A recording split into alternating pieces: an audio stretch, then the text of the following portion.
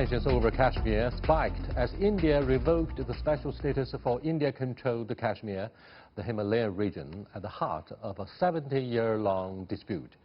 It's a big controversial move that could lead to a major fallout, as confrontation between the two nuclear-armed neighbors over Kashmir worries the international community. Both their foreign ministers visited Beijing recently. China has opposed New Delhi's newly established Ladakh Union since it involves Chinese territory. Why has India revoked the special status of India-controlled Kashmir? Where is this crisis over Kashmir headed? What's China's policy on the Kashmir crisis? To discuss these issues and more, I'm happy to be joined in the studio by Rong Ying, Vice President and Senior Research Fellow from the China Institute of International Studies, to Anaja, an associate editor of The Hindu, and Zun Ahmed Khan, a visiting fellow at the Belt and Road Strategies Institute at Tsinghua University. That's our topic. This is Dialogue. I'm Yang Rui.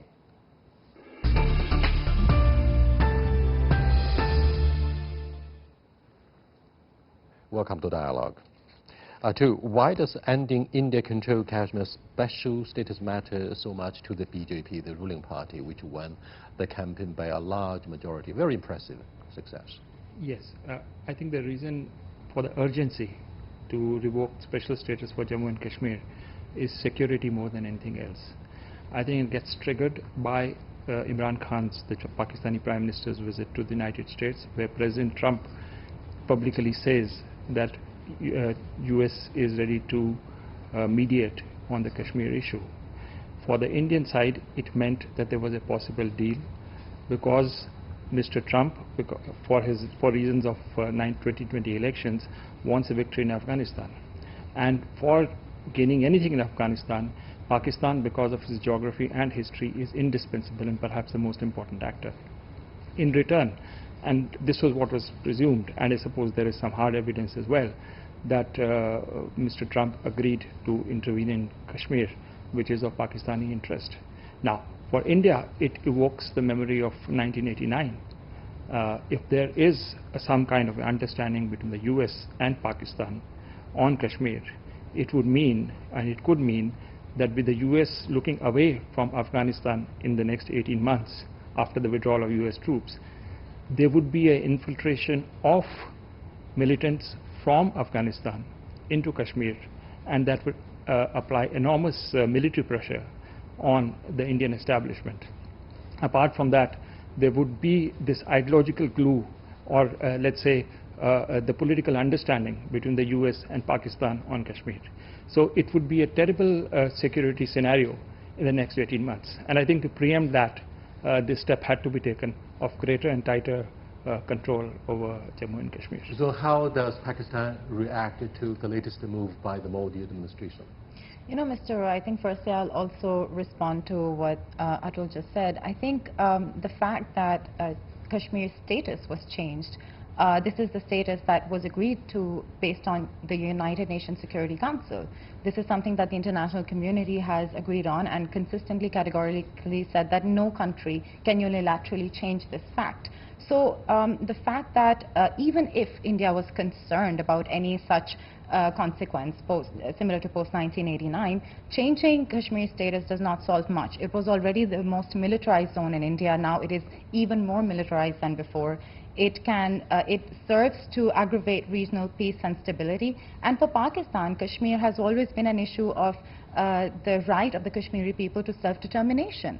This is something that Pakistan has always pushed for. We never said that Kashmir will become, I mean, the way the BJP had won the election also on the mandate to take Kashmir. Just even by, I mean, I would say this is by force. Excuse me, the issue of Jammu and Kashmir remains an explosive one for whatever follow the process there. But Rong Ying, so long as I'm concerned, Americans and Pakistanis met in Lahore to discuss the future of Afghanistan in terms of how to phase out the American military presence from this war-torn country of Afghanistan step by step. Is this the background that Atul somehow spoke of for the current memorandum or understanding between Washington and Islamabad, so that Prime Minister Modi has good reasons to be worried, and therefore he acted preemptively to terminate the possibility that the infiltration of militants, quote-unquote, from Afghanistan might make the situation in Kashmir very dangerous for New Delhi. Well, I think there are many speculations about the rationales or reasons for doing that. First and foremost, I think the ideological factor for me is the most important thing. It has always been on the manifesto and the platform of BJP, and that to scrap or revoke the Article 370, that is out of its ideology. And the reason, big question is why now? And this is something I think debatable. The timing is very important. The timing, yes. Why now? And we can talk about, in the first term, 2014 to 2019, the first term of Modi administration, if I can say. But why now? And our Indian colleagues talked about the geopolitical factor, the possible sort of peace process or reconciliation of in Afghanistan, and the implications for the security or stability for India.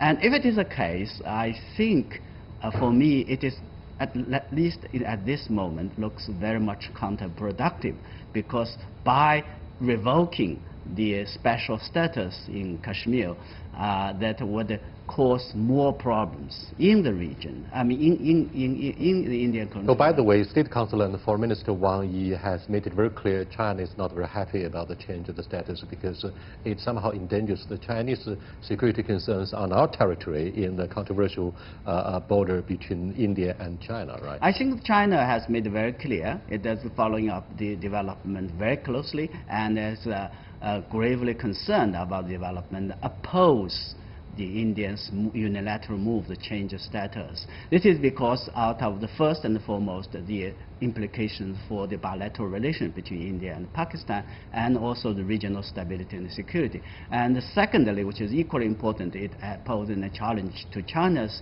sovereignty. And of course, China made very clear that it has no effect at all, and it would not change the fact that China has actual control, and China has exercised the sovereignty over the relevant regions, and it hoped that India would not do anything that complicate the relationship. We all read the official statement by the Chinese Foreign Ministry, but Atul, my understanding is clear that Indians have always been opposed to any intervention from outside. You prefer to have a bilateral talk with Islamabad over the sensitive issue of Kashmir, Jammu and Kashmir. Yes. But why did the two foreign ministers from your country and Pakistan come to China in quick succession? Does that mean you really pin hopes on the role China could play? At the same time, China has its own stakes in Kashmir somehow. I'll respond to you, but quickly have to respond to what Zoon had said about the United Nations. Mm-hmm. Well, the United Nations role in Jammu and Kashmir was never mutually agreed between Pakistan, India, as well as the United Nations. In fact, the late Kofi Annan in 2001 had made a statement during his New Delhi visit, the irrelevance of the UN resolutions, and in fact that can at best be a referential for the two countries. Now, the document which was signed by India and Pakistan, which was ratified both the parliaments, is the 1972 Shimla Accord. So that's our reference point. Gets superseded by what happened or disagreement on the UN. So that means what you mentioned now, that the issue of Jammu and Kashmir has to be resolved bilaterally by India and Pakistan, and that is the template for India and Pakistan in legal terms, if you ask me. The other agreement we did sign or understanding with Pakistan was the line of control or the alignment of a boundary in Kashmir.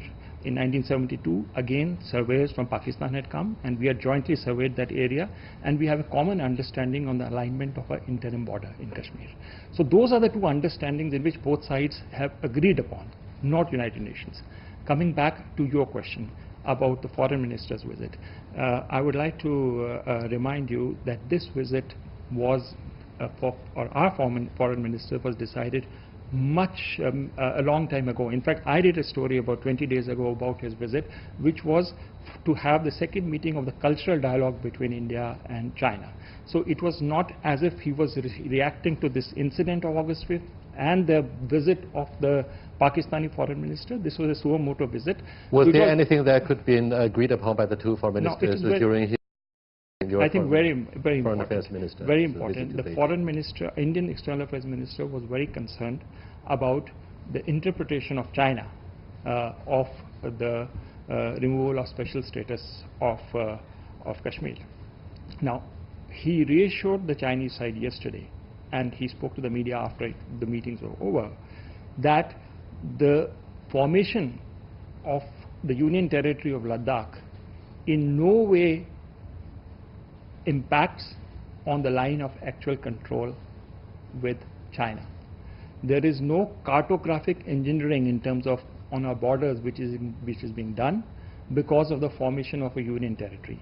The alignment remains the same as it was before August 5th, because again there is no change in the lines. So this is something which had to be conveyed to the Chinese side, and this was done yesterday between when there were talks between our foreign minister and Mr. Wang Yi. So I think that the second most important part, in fact more important for me, was the planning for President Xi's visit to India, which will take place in October, and what would be the nuts and bolts of that. The third thing was on a people-to-people level, where do we go? And yesterday Mr. Wang Yi, at the end of a media forum which we had in the Othai guest house yesterday, said that there may be more Indian pilgrims going into Mansarovar in Tibet, which we do. There's an annual pilgrimage which goes, and that quota may be expanded by China. And that's a proposal which has come from the Chinese side. Along with that, we also formed a joint team of doctors in the memory of Dr. Kotnis, who had died in China. I'll get back to you about more such the point I'm making is that while there were concerns expressed by the Chinese side, the Indian foreign minister responded to that, and I think after having done so, both sides have moved on in preparation for the next summit, which is going to take place. What you say suggests clearly that the general bilateral relationship between New Delhi and Beijing would not be undermined as a result of the current change of status in Jammu and Kashmir. But Zoom, was there anything that the Chinese government promised to help or to come to the rescue of our Pakistani friends? What are the commitments, if any, by the Chinese government in this time of crisis? You know, for the Pakistani foreign minister to come here and to discuss with the Chinese side was very timely, because any issue of concern to both sides is discussed mutually. So the Chinese side reaffirmed Pakistan that any issue that is integral to Pakistan's security and sovereignty and other regional interests would be taken up seriously by the Chinese side. And of course they brought up the United Nations resolutions and the mutually agreed on pacts between India and Pakistan. So whether or not we talk about taking this issue forward bilaterally, or the fact that both the foreign ministers were in Beijing back right after this issue escalated, means that this issue was brought up. And China's involvement, or let's say the fact that China has reassured Pakistan as well as India that we need regional peace and prosperity, means that we are not dealing with this issue in isolation. So I think the fact that the Chinese side reaffirmed Pakistan and also ensured that this issue will not be left neglected. It's not a small thing. The Kashmir issue is the core issue between India and Pakistan. Both countries have gone to war several times over this. Even if we just talk about the Simla Agreement, well, it was an abrogation of the Simla Accord. And in that sense, if Pakistan is to take this issue up with India bilaterally, then the fact that India went back on this commitment is also not reassuring for Pakistan. So I think we need to take this issue seriously, and to belittle it doesn't solve anything. China is very serious about the issue of Kashmir, Jammu. Let me go back to the domestic politics of India. It seems Rong Ying, Prime Minister Modi got the mandate from the people. The BJP got the mandate from the people that it's time to revoke Article 370. 370 but what will be the regional consequences? It seems a war is imminent, and the diplomatic relationship has been seriously downgraded, and the Pakistani government, Islamabad, is very, very, very angry. What do you think of the consequences? Well, I think there are many consequences, if I can say, both domestically and for bilaterally with India and Pakistan and for the region. The big question is that with such a big mandate for Prime Minister Modi, how he would going to use that. And if you look at his speeches, look at the statement, it seems that certainly I think would like to bring India to a new sort of track for development, the so-called the new India, the vision of a new India. And even the one of the argument, I think, when after his speech made related after the decision, is also about the bringing economic development to Jammu and Kashmir. But the question, as I asked, and I think as other Chinese observers and analysts are asking, that what would in the end really bring the benefits or the development that he promised. There are many doubts and many apprehensions that even though at this moment, because the Jammu and Kashmir is being totally blackout, but it cannot go on forever. So the militancy, the insurgency, the problems would come. So there are many questions. And also it raised big questions about the BJP, so the ideology. The concern about the so-called Hindutva, the concern about the secularism, and the concern about the other minority groups' sort of interest, how they're going to do that. So that's why there are many debates, huge debates in India. And then the other big question is what kind of role India is going to play, because India is an emerging country power. It is a riding in a way. So what kind of benefits, what kind of contribution is going to make for the region? So the announcement came hours after authorities launched a new clampdown in the state of Jammu and Kashmir by suspending telephone and internet services and putting some leaders under house arrest around midnight. This is a very serious crackdown. Will there be something like intifada that we saw in the West Bank and Gaza by the Palestinians? Because that's a kind of a... It's a similar... Similar? Did you think situation. There's going to be some the way the Kashmiris are being dealt with is similar to how the Palestinians were being dealt with. Whether or not this culminates into something like the Intifada, firstly, continuing what Professor just said, not only has India taken away the special status of Jammu and Kashmir, but Indian Home Minister is saying, well, our next step is going to be Indian-occupied Kashmir, and then we'll move forward from there. So Pakistan-occupied Kashmir, sorry. So the fact that it doesn't end here, it doesn't end at the Hindutva. It doesn't. This movement is something much larger that India is experiencing. What happens when we move forward? The Kashmiris really feel sidelined. They feel their basic rights have been stripped away. A lot of Indian media are talking about this. Within India, it seems as if the Muslims and Hindus have been split and polarized. It's an issue that's much bigger than Pakistan's concerns as well. So I think we need to look at the implications, even within India, of this movement, stripping this article of the constitution. And not to mention, it's unconstitutional for India as well. So, what can happen? Two. Yes. Media observers that I came to know pointed out that the leadership in Islamabad may not have a direct confrontation militarily with the Indians. They are not ready to have this showdown at this moment. But where are you guys headed? Well, if you look at what happened, as I said, as I understand, the trigger for this action is security. Security. Right. Now comes how is Indian security being undermined? And if we look historically not too far back, we did not have this situation before 1989. It's important to mark that year, because that is the time when the Soviet Union loses the war in Afghanistan, and people from Al-Qaeda and others start infiltrating into Kashmir, the Soviet jihad, the anti-Soviet jihad in Afghanistan is immediately followed by the Kashmir jihad. And there are forces, there is evidence to prove that this particular movement of militants from Afghanistan into India was done by multiple forces, including the ISI of Pakistan.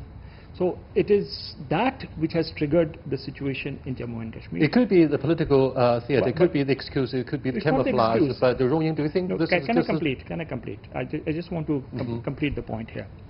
That the root cause of what is happening in Kashmir is support for militancy, external militancy, which has been proved in the past. Now, the moment that stops, I think India would be obliged to go ahead along the Shimla Accord agreement which we have had, to start a bilateral dialogue with that. But unless the infrastructure for terrorism is dismantled in Pakistan through militant organization like Jaish-e-Mohammed proscribed by the United Nations, I do not see how we will return to the dialogue track. So I think it's very, very important that while we talk about and discuss what's happened in Kashmir on August 5th, we do focus on the terrorism element and the terrorist infrastructure inside Pakistan. What our government doesn't like is always labeled as a terrorism. Now, having said this, Rong Yin, Atul and Zong, India and Pakistan were both recruited 1 year or so ago by the Shanghai Cooperation Organization, which is a platform for fighting three evil forces in Central Asia, in particular extremism, terrorism, and separationism. That means India could take advantage of this platform and the slogan as such in citing terrorism as an excuse for sending in troops into Jammu and Kashmir. There could be different interpretations by China, Pakistan, and of course policymakers in New Delhi. What are your thoughts on the reasons that New Delhi put forward in revoking Article 370? Well, before I answer the question, I'll go back to the argument of security again. I think talking about the security in Jammu and Kashmir and the insurgency, I would like to refer to a development that is in 1989, the late 1990s, where that was the beginning of the insurgency in India-controlled. With the end of Soviet occupation and well, related, but not in such a way. It's largely, I think it believe it is because of the poor management, governance, because of disaffection, because of the Indian government want to manipulate the local politics in Jammu and Kashmir, given the reason, given the rise of the insurgency. That was exactly the reason, the root causes for the problem of the security in Jammu and Kashmir. Now, if India want to deal with the security problems in Jammu and Kashmir, and by taking it's exactly doing the same thing and making the same problems. So I don't buy the argument for security. I beg to disagree with my Indian colleagues. Disagree to disagree. Yeah, right. And talking about the SCO, the role of SCO, it is exactly, I think, the concern like China would like to voice. Because when India and Pakistan, actually before India and Pakistan joined the SCO, there were a lot of concern and apprehensions, and whether it would be plus or minus, because we know that India and Pakistan have problems. India and Pakistan has, particularly on the Jammu country, are they, by joining the SCO, are they going to bring their problems, or they are going to subscribe to the spirit of SCO, which is between member countries of the SCO had to work out their differences by following that. So this raises a big question of SCO, and that is certainly, I think, let's see, I think India and Pakistan, particularly I think our India colleagues, see if we can help to consolidate, to uphold the SCO spirit, to find a way to address this issue. Though there have been raging debates as to the definition of terrorism. Now, terrorism could be used as an excuse by even President Trump in the trade war with not only China, but its business partners and even allies. So Canadian Prime Minister felt that the Canadians have been humiliated by the use of national security. Yeah. Having said this, Madam Zong, the what is called the militants from the other side of the line of control was often described by Indian media as terrorists, but sometimes you call them freedom fighters.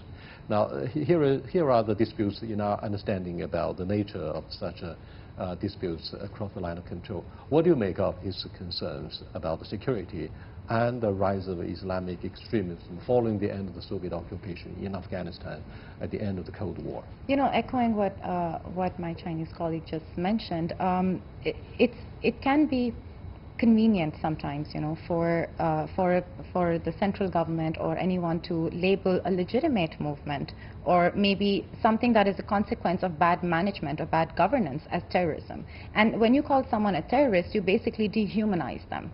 And whatever measures you need to take against that group of people can be justified. And this is something that the Indian government has categorically been doing to the Kashmiri people. I believe that the Kashmiri cause, the fact that the Kashmiris are asking for their basic rights, they're asking for a legitimate right to self-determination, but not only that, they're asking for